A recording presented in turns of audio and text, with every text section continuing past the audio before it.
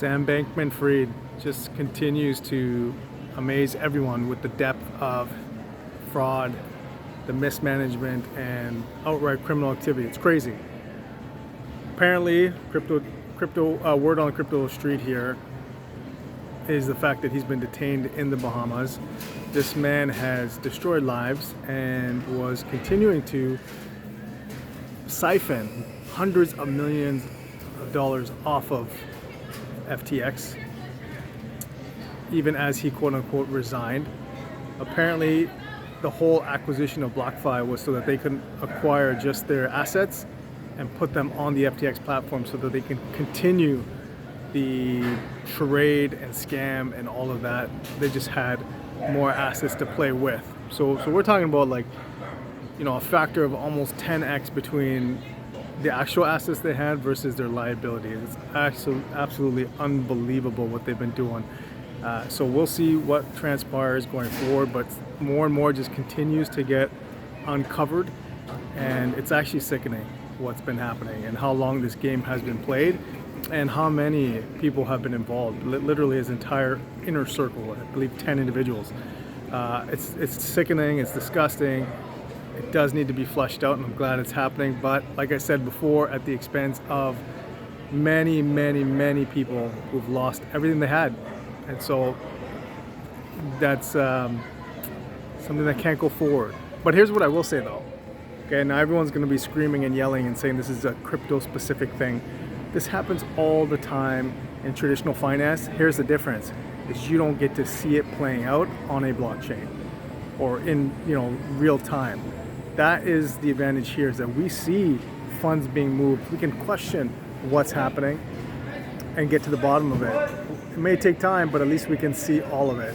And that does not happen. Everything else in traditional finance happens within secrecy, and only if someone leaks something do you ever get uncovered, and a lot of times not even to the extent that you should. So there is that. And look, systems and processes will continue to be manipulated or tweaked, I should say, and become more efficient as we go on. So that's the silver lining. But news number 2 is actually kind of funny and serious at the same time as to why you should always send a small amount of whatever crypto assets you want from one address to another. And that comes down to what happened with crypto.com. They actually sent around 82% of their entire ETH over to gate.io. And it was crazy. Again, this is a blockchain, so you can see things happening in real time. And so there's all these transactions that are happening. And what ended up happening was Gate.io send it right back to them. And so everyone's reading this and like, hey, why is Gate.io sending millions of ETH back to Crypto.com? Is something wrong with Crypto.com? Are they filling the gaps on their, on their balance sheet, so to speak?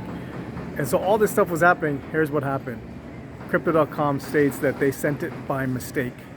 It was a misclick or whatever the case is, and they asked for Gate.io to send it back. That is crazy, right? A platform, an exchange of that size is saying that they sent something by mistake. Now, is there more to it? I don't think so. We're gonna, we'll have to see. Although Crypto.com has shown, based on their proof of reserves, that they hold about 20% of all assets is in Shiba Inu. That is never a good thing when you have a meme coin taking up 20% of your assets. Having said that, do I think they're insolvent? Do I think there's an issue there? No, I don't. But please always send a small test order to whatever address you are trying to transfer your assets to, so you can avoid things like this. Now, they're lucky. They're a big player. They have a relationship with Gate.io, I imagine, and so they can get those funds back. You and I, those are gone. Okay, so be careful all the time. If you are transferring from one address to another, make sure that you always do a small portion of your transaction, see if it goes through, and then put in the rest of it. All right, guys, this is it. Last night in Florida here. We're out. I'll see you guys back in Canada.